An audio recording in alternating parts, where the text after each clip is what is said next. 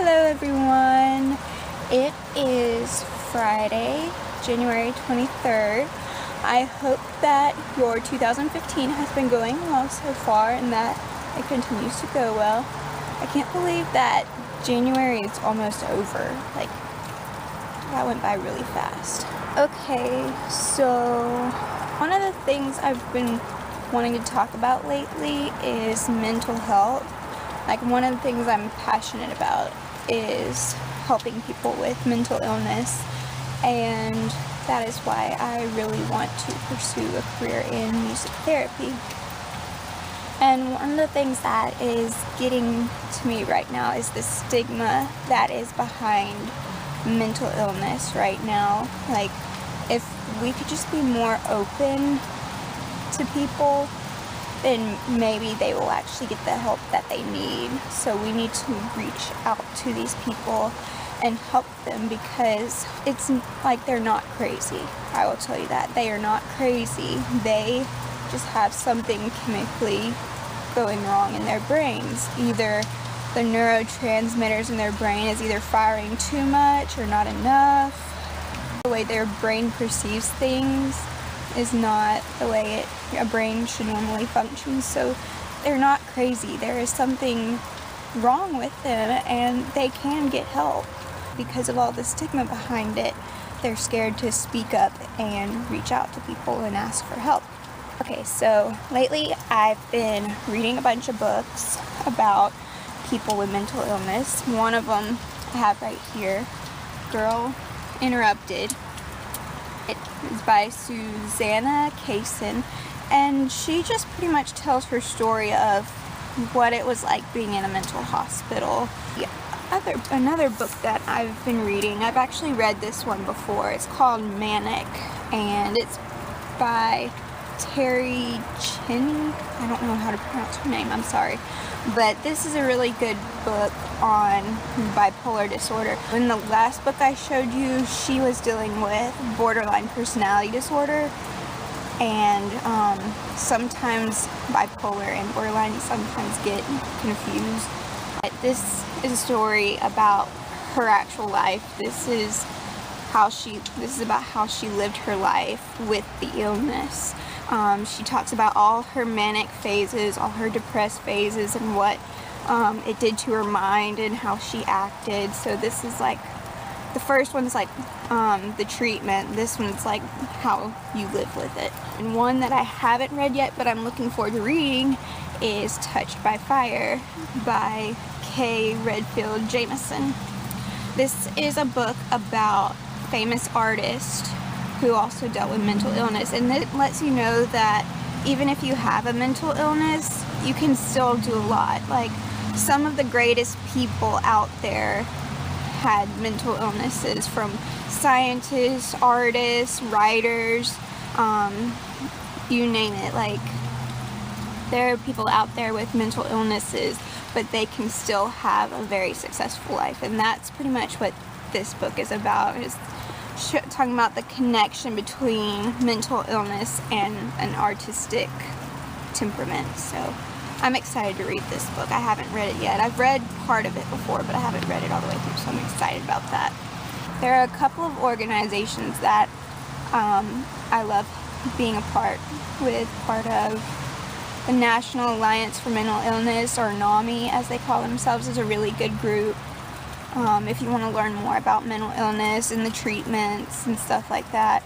The National Suicide Prevention Hotline is a great organization. They have their own phone number where you don't even have to be suicidal. You could just be struggling mentally. Like, if you're stressed, depressed, anxious, just feeling of overwhelmed and hopelessness, they are willing to talk to you and help you if you don't have someone that you can talk to right away. People like Active Minds, To Write Love on Her Arms, the Love is Louder campaign. I'm a huge fan of that, because a lot of these organizations, they don't deal with just one thing. They deal with like a group of things. So if it's like depressed, anxious, you're battling with self-harm, like abusive relationships, like these groups want to reach out and help those people. And so I like that it's not just one thing. They group mental illness and mental health as a whole and will reach out to those people. And then one organization that I'm proud to be a part of, I've participated in a lot of their events, is the American Foundation for Suicide Prevention. I've participated in their walks, and I hope to do more. They do walks to raise money for education on suicide, help with the treatments of suicide and mental health. They help with families who are coping with someone who committed suicide, and there's just all these different aspects of it, not just one area. And that I really like that they really want to put an end to suicide, and they're hoping that by 2025 that suicide rates will be down by at least 20%. And so that would be amazing, because suicide is a permanent solution to a temporary problem. And I know, like, if you're kind of suicidal right now, that doesn't really mean anything, but if, like, suicide, there's no going back. Like, if you commit suicide, you can't change your mind and come back. So you kind of miss out on what could have been. Like, things could have gotten so much better, but it's hard for people who are struggling, because like, if they're deep in depression, all they can see is the negative side of life. Like, they can't even enjoy the good stuff, even if they're currently in a good area in their life right now. So I'm a big supporter of suicide prevention and mental health, anti-bullying, anything like that, because everybody has so much potential in this life to do something great, and if you get stuck in your depression, you become suicidal, then you're missing out on that opportunity, and you never know what could have been. So I'm a really big supporter of mental health and want to show people the potential that they have. I did mention bullying. I didn't really talk about that, but bullying is such a key factor in mental health, because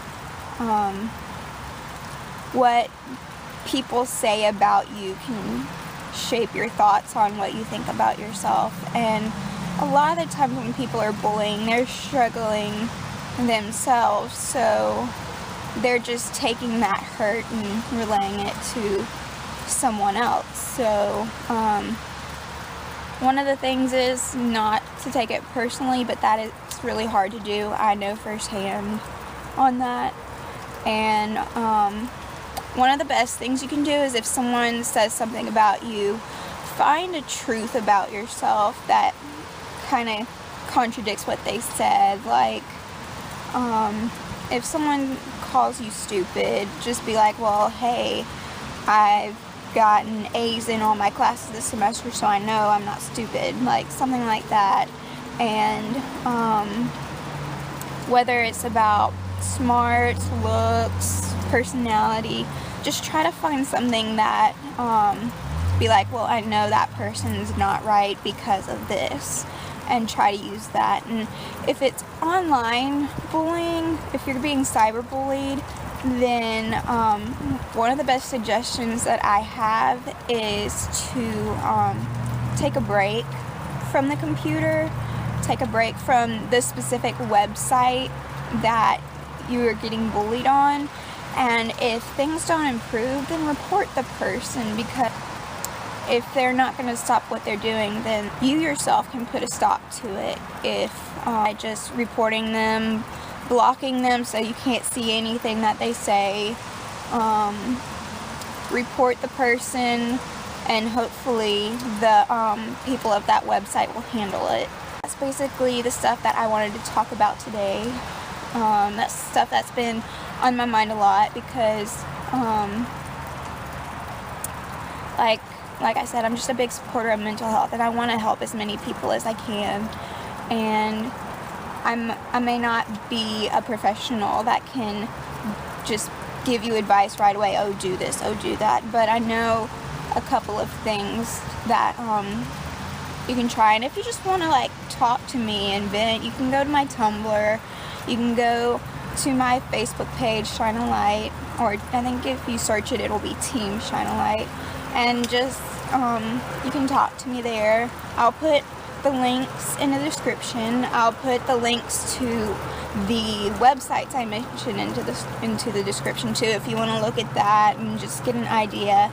That's pretty much all I wanted to say.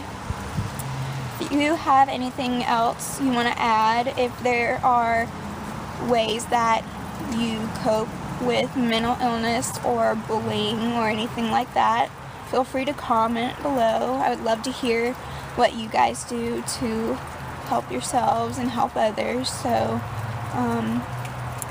that's about it. So I will talk to you guys later. Bye.